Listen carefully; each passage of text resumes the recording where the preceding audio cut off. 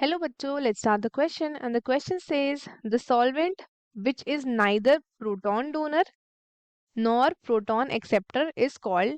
पहला है हमारे पास एम्फोटेरिक, दूसरा है न्यूट्रल, तीसरा है एप्रोटिक एंड लास्ट है हमारे पास protonic. So let us start with our key concept. So जो की कॉन्सेप्ट है हमारे क्वेश्चन का दैट इज सॉल्वेंट। हमारा जो की कॉन्सेप्ट है that is solvent. So solvent के बारे में बात करते हैं। ये है आपके केमिकल सब्सटेंस, ये हैं केमिकल सब्सटेंस जो क्या करते हैं, ये करते हैं डिसॉल्व। किसको डिसॉल्व करते हैं? ये डिसॉल्व करते हैं अनदर केमिकल सब्सटेंस को।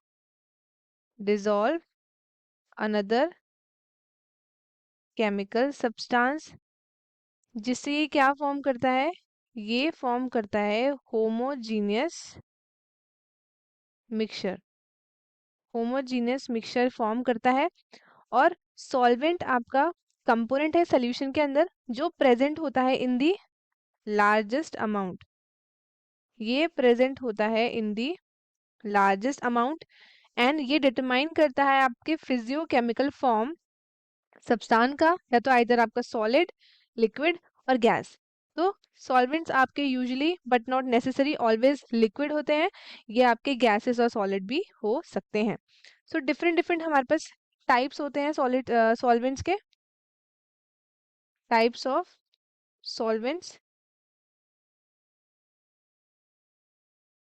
सो एक हो गया हमारे पास कौन सा, एक आ जाता है इनऑर्गेनिक सॉल्वेंट्स एंड दूसरा आ जाता है हमारा ऑर्गेनिक सॉल्वेंट्स। सो जो इनऑर्गेनिक सॉल्वेंट्स होता है ये आपका कार्बन जो एलिमेंट है वो इसमें कंटेन नहीं होता है। और आपका मोस्ट कॉमन इनऑर्गेनिक सॉल्वेंट्स कौन कौन से होते हैं? ये हो गया आपका वाटर हो गया एंड हो गया आपका liquid ammonia. Liquid ammonia.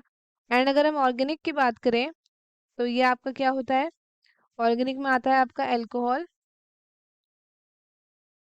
Alcohols, ग्लाइसोल ether. ये कंटेन करते हैं क्या? ये कंटेन करते हैं कार्बन एंड ऑक्सीजन इनके स्ट्रक्चर्स में। सो सबसे पहला ऑप्शन हमारा है एम्फोटेरिक, तो उसके बारे में बात करते हैं। आता है आपका amphoteric solvent. Amphoteric solvents. So जो हमारे एम्फोटेरिक सॉल्वेंट्स होते हैं ये कौन से होते हैं जो क्या करते हैं? ये आपके एक्सेप्ट कर सकते हैं एंड रिसीव कर सकते हैं हाइड्रोजन आयंस, दोनों ही ये कर सकते हैं। सो दूसरा हमारा क्या है? दूसरा हमारा आता है आपका न्यूट्रल सॉल्वेंट। दूसरा आता है न्यूट्रल सॉल्वेंट। न्यूट्रल आपका कौन सा होता है? न्यूट्रल होगा जिसमें आपके कंसंट्रेशन सेम होगी।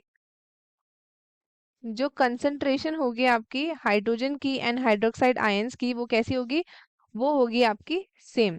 थर्ड देखते हैं, थर्ड है हमारे पास एप्रोटिक सॉल्वेंट।